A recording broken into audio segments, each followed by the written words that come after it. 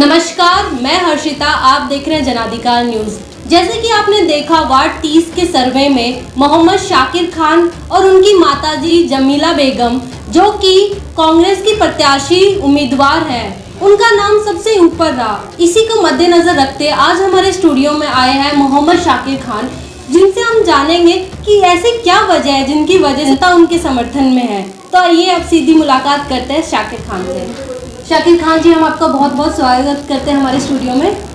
बहुत बहुत धन्यवाद अर्चना जी, आपने मुझे यहाँ बुलाया, उसके लिए तो मैं आपका बहुत बहुत शुक्रिया करता हूँ। और जनाधिकार न्यूज़ का भी शुक्रिया अदा करता हूँ कि मुझे इस काबिल समझा अपने स्टूडियो में बुलाने के लिए, और आपका बहुत बहुत धन्यवाद। तो मैं आपसे जानना चाहूँगी, मैंने देखा कि हमने 2 दिन सर्वे किया, जनता आपके समर्थन में है, कांग्रेस पार्टी आपके समर्थन में है। इसकी ऐसा क्या किया है आपने जनता के लिए? मैं आपको बताना चाहूँगा कि अर्चना जी, मैं 13 साल से कांग्रेस से जुड़ा हुआ हूँ। अच्छा। और मेरे कार्य को देखते हुए 3 साल बाद ही मुझे कांग्रेस ने वार्ड अध्यक्ष बना दिया।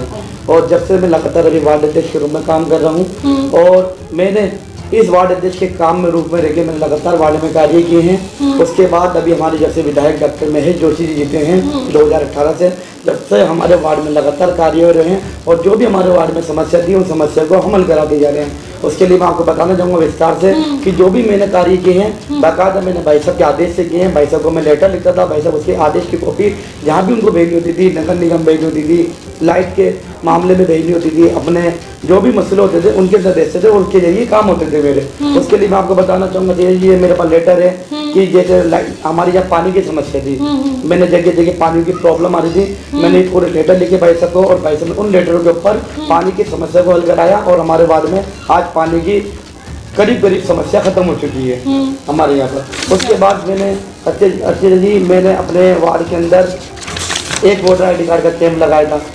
वहाँ कैंप के अंदर मैंने करीब आज मेरे को 9 सितंबर 2019 को मैंने कैंप लगाया था। मेरे को 1 साल से तकरीबन कैंप को हो चुका है, और हम लोग करीब यहाँ पर 4000 नए वोटर ID कार्ड जोड़ चुके हैं, जिससे लोगों को यहाँ पर बहुत राहत मिली है। क्योंकि 2019 के चुनाव में, 2018 के चुनाव में जब हुए थे, यहाँ बहुत से लोगों के नाम कटे हुए थे, नए जो वोटर थे हमारे जो 18 साल के हो चुके हैं, उनके नाम ही जोड़े हुए नहीं थे। उन लोगों के हमने नाम जोड़े, ऐसे करके हमने अब तक करीब 4000 नए वोटर ID कार्ड नए बना चुके हैं, उन लोगों को दे भी चुके हैं, जो इस वार्ड नगर निगम के चुनाव में वो वोट देने के हकदार भी हैं। जो आपने बताया, आपने वोट के लिए कार्ड बनवाए, पर ये तो कहीं ना कहीं आप ही की सहायता करेंगे ना। मैं जानना चाहती हूँ आपने ऐसा क्या क्या काम किए हैं। जैसे हमारे लिए हॉस्पिटल एक बहुत बड़ी समस्या है, डॉक्टर नहीं मिलते हैं, अच्छे सुविधा नहीं मिलती है। बिल्कुल, आपको मैं बताना चाहूँगा कि हमारे यहाँ पर काफ़ी समस्या है, और अभी जब लॉकडाउन लगा था इसके अंदर भी हमें काफ़ी परेशानी उठानी पड़ी थी। हमारे लोगों को डिलीवरी के अंदर, बीमारी के अंदर लोगों को हमें हॉस्पिटल, मैं खुद हॉस्पिटल लेके गया हूँ। मेरी गाड़ी को यहाँ की जनता ने मेरी गाड़ी को 108 एम्बुलेंस का नाम भी दे रखा है। मैंने कम से कम अपनी गाड़ी से 70 डिलीवरी कराई लॉकडाउन के अंदर, और उसके अलावा मैंने कम से कम 100-150 लोग मरीजों को मैं लेके गया हूँ, जो मुझे आज भी याद करते हैं कि आज शाकिर ने उस लॉकडाउन में क्या काम किया।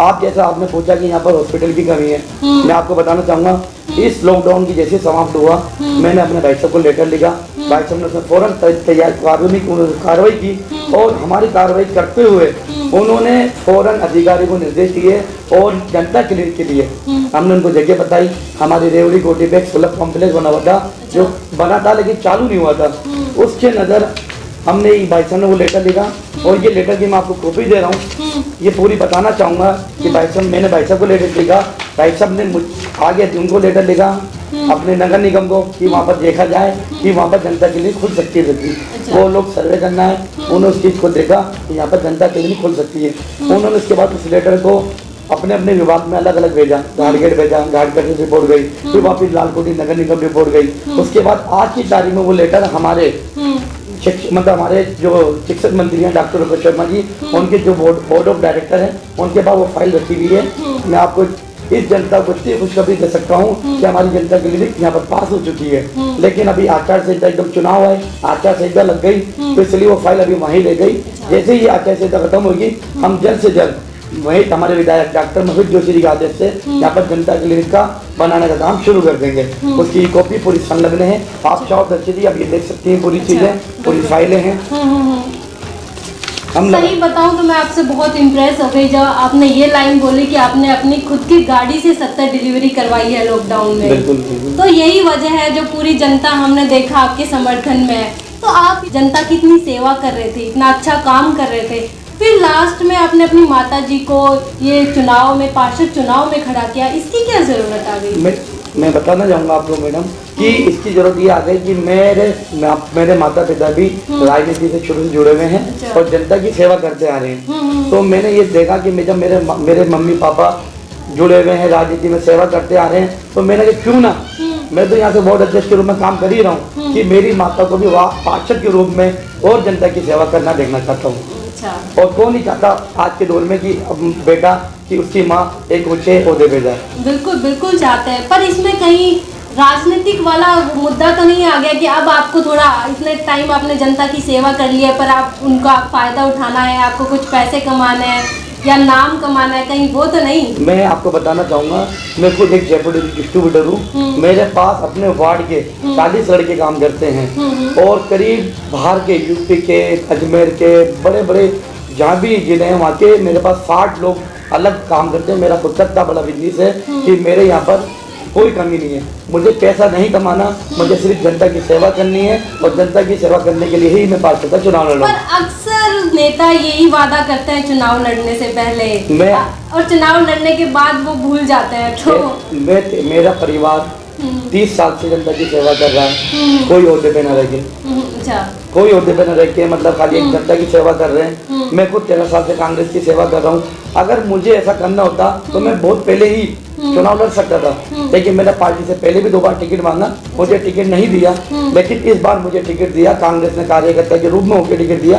तो आप खुद देखिए कि मुझे पैसों की कोई जरूरत नहीं है, ना मुझे कोई कमाने की जरूरत है। मेरा खुद का बिजनेस एक बहुत बड़ा बिजनेस है। मैं उससे खुद अपने जेब के पैसों से जनता की सेवा करता हूँ। मैं तो इस ओहदे से खड़ा हुआ हूँ कि मुझे कुछ पद मिलेगा, बड़ा पद मिलेगा, जो हमारे वार्ड में जो समस्या है उस समस्याओं को मैं अपने विधायक डॉक्टर महेश जोशी के साथ मिलकर उसको पूरा कर सकूँ। हमारे यहाँ पर मैंने आपको बताया जनता के लिए जो हमारे यहाँ पास हो चुकी है, जल्दी उसका काम भी शुरू होगा। हमारे यहाँ पर हॉस्पिटल नहीं है, हमने उसकी जमीन भी देख रखी है। और अगर मुझे यहाँ की जनता ने प्यार दिया, मोहब्बत दी, मेरे को भरोसा किया, तो हम यहाँ पर जल्दी यहाँ पर भाई साहब हमारे विधायक डॉक्टर महेश जोशी की सहायता लेकर हम हमारे वार्ड में नया बहुत बड़ा सैटेलाइट हॉस्पिटल भी बनाएंगे।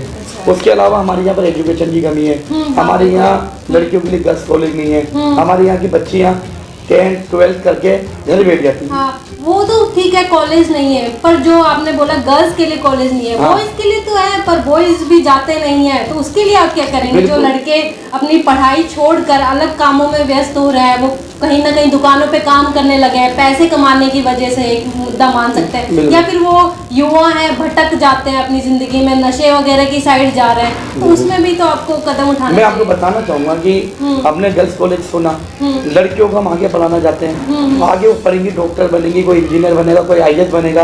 आपने लड़कों के लिए किया, हमारे यहाँ के लड़के भी अब एजुकेशन में आगे निकल रहे हैं, पढ़ाई कर रहे हैं और जा रहे हैं। और हमने उनके लिए भी एक सोचा है, मैं आपको बताना चाहूँगा, जैसे कि वो अगर हमारे यहाँ के लड़के डॉक्टर बने, IAS बने, RS बने, वो भी एजुकेशन से बनेंगे, उनके लिए भी हम लोग कर रहे हैं। और हमारे भाई साहब ने आगे भी उनके लिए कुछ कर रहे हैं, विधानसभा में अलग अलग जगह क्षेत्र में कॉलेज खोलने जा रहे हैं। उसके अलावा हमारे यहाँ पर मेन मुद्दा, हमारा जो मुद्दा है, नाग तलाई से लेके हमारे गंगा बोर्ड तक ये नाला है पूरा। हमने इसको भी मुद्दा ले रखा है कि हम इस नाले को छपवाएंगे और इस छपाने के बाद यहाँ पर एक मार्केट बनाएंगे, सामुदायिक केंद्र बनाएंगे। जो दुकानें बनेंगी, हम चाहेंगे कि वो दुकानें हमारे वार्ड के जो बेरोजगार युवा लोग हैं, वो दुकानें हम उनको ही दिलाएं, जिससे वो अपना रोजगार पा सकें। ये अक्सर हमने देखा है माता पिता के नाम से बच्चे जाने जाते हैं, पर आपकी काबिलियत के हिसाब से अगर हम देखें तो आपके नाम से आपके माता पिता जाने जा रहे हैं, तो ऐसे देखकर ऐसा नहीं। देखो, माँ बाप तो भगवान, माँ बाप तो ऊपर वाले का रूप होते हैं, और माँ बाप की वजह से मैं आज राजनीति में आया हूँ। आज पहले लोग ये कहते थे भाई ये बाबू भाई का लड़का है, जमीला बेगम का लड़का है, लेकिन आज मुझे खुशी होती है कि आज लोग ये कहते हैं कि ये शाकिर की अम्मी है। हाँ, बिल्कुल। अब वो खुशी तो सबको होती है, लेकिन माँ बाप तो सब कुछ है, और मेरे लिए सब कुछ है। मेरे माँ बाप से बढ़कर मेरे लिए कोई चीज नहीं है। जैसे कि मैंने देखा कि यहाँ पे सफाई बिल्कुल भी नहीं हो रही है, यहाँ पे बहुत गंदगी है, और 1-2 बार जब सर्वे किए मैंने देखे कि बहुत टूटे हुए रास्ते थे, गंदे नाले थे, तो उसके लिए आपने क्या किया है या करना चाहोगे आगे? मैं आपको बताना चाहूँगा, ये हमारे आगे आपने नाले की बात करी है, ये हमारा बंगाली बस्ती का नाला है। अच्छा। ये मैं आपको फोटो भी दिखाना चाहूँगा हाँ। कि ये बंगाली बस्ती का नाला है। ये यहाँ पर हमारे विधायक सामने पहले जो काफ़ी गंदगी में लोग परेशान रहते थे, बरसात आती लोगों के घरों में पानी भर जाता था, रास्ते नहीं रहते थे, हमारे विधायक साहब ने पहले यहाँ पर 27 लाख रुपए पास किए। अच्छा। और पास करने के बाद वो नाले का काम शुरू हुआ। ये आप देख सकते हैं, ये नाला है, ये बन चुका है कितना, लेकिन उसके बाद भी हमारे नाले का कुछ टुकड़ा बाकी रह गया था। हाँ। फिर हमने विधायक साहब को हमारे लेटर लिखा, वो लेटर की कॉपी भी मेरे पास है, मैं आपको बताना चाहूँगा। तो हमारे विधायक साहब ने फौरन उस नाले को काम को रुकने नहीं दिया और 15 लाख रुपए और पास करे। अच्छा। जो आप देख कह रही हैं कि नाला जो हो रही है, आपको बहुत ही जल्द यहाँ पर ये नाला एक बहुत बढ़िया नाले के रूप में, एक बढ़िया कॉलोनी के रूप में आपको विस्तृत मिलेगी। अच्छा। और यहाँ पर बहुत अच्छा काम होगा और आपको जो बता रही है नाले में गंदगी वगैरह ये सब खत्म हो जाएगी। बल्कि मैं आपको ये और बताना चाहूँगा कि हमारे विधायक साहब ने इस नाले के साथ साथ जो नाला पक्का तो करा ही रहे, उसके अलावा यहाँ के लिए जो रोड आप बता रही टूटी फूटी है, हाँ। उसके लिए भी 41 लाख रुपए का बजट पास कर दिया है। अच्छा। जो जल्दी ही वो काम भी होगा। उसके अलावा भी हमारे विधायक साहब जब से आए, हमने मोहल्ला छाव टाउन में रोड काम कराया है, मोहल्ला इमाम चौक में करवाया, ईदगाह आरा मस्जिद रोड पे कराया, हमने साबुन वाले अपने मिरासी मीरों का चौक है, हमने यहाँ काम कराया, रेवड़ी कोठी पे काम कराया हमने। और हमारे जो भी काम है निजाम पेरवा रोड पे जब पानी की लाइन के पानी की लाइन का काम हमने उद्घाटन कर दिया, वो काम भी बहुत जल्दी शुरू हो जाएगा। और जहाँ जहाँ रोड की कमी है, पानी की लाइन, सेवर की लाइन की कमी है, हम वो काम भी बहुत जल्द शुरू कर देंगे। हमारे सर वो सब ऑर्डर हुए हुए हैं। तो आपने पूरी तैयारी कर रखी है कि जब आप जीतोगे तो आपको क्या क्या काम करना है, जनता की किस तरह सेवा करनी है? बिल्कुल, मैंने पूरी तैयारी कर रखी है कि जनता की मुझे क्या क्या सेवा करनी है, क्या क्या काम करने हैं। मैं पूरे अभी से अपने जो मुद्दे हैं वो लेके चल रहा हूँ। उसके अलावा यहाँ पर जो बहुत बड़ा मुद्दा है वो है राशन कार्ड। हाँ। राशन कार्ड का मुद्दा है। यहाँ पर लोगों के राशन कार्ड बने तो हुए हैं लेकिन चालू नहीं है। अच्छा। मैं चाहता हूँ कि अगर मुझे कामयाब करा जाएगी जनता ने तो समय पहले जिनके तो राशन कार्ड बने हुए नहीं है मैं उनके राशन कार्ड बनवाऊंगा। अच्छा। और जिनके अपने राशन कार्ड चालू नहीं है उनके राशन कार्ड चालू कराऊंगा, जिससे उनको जो आज खाद्य सामग्री से वंचित रहना पड़ता है वो सामग्री उनको मिले। उसके अलावा उनकी लोगों की मजदूर डायरी नहीं है, मजदूर डायरी बनवाऊंगा। लोगों के भामाशाह चालू नहीं है, भामाशाह चालू करवाऊंगा। और जिनके भी अभी भी आधार कार्ड और वोटर आईडी कार्ड बने भी नहीं है, इस कैंप को मैं लगातार जारी रखूंगा। और लोगों को जब तक आने वाले विधानसभा चुनाव के अंदर मेरा लक्ष्य है कि यहाँ पर कम से कम 10,000 नए वोटर आईडी कार्ड बना के जनता को इस हकदार बनाऊं कि वो वोट दे सके। किसी महान इंसान ने कहा है, काबिल बनो, कामयाबी के पीछे मत दौड़ो, कामयाबी खुद ब खुद आपके पीछे आ जाएगी। इसका जीता जाता उदाहरण है मिस्टर शाकिर खान, जिन्होंने इतनी कामयाबी हासिल कर ली है। तो मेरा आपसे भी यही अनुरोध रहेगा, आप काबिल बने, कामयाबी के पीछे ना दौड़ें। तो इसी तरह देखते रहे हमारा चैनल, लाइक करें, सब्सक्राइब।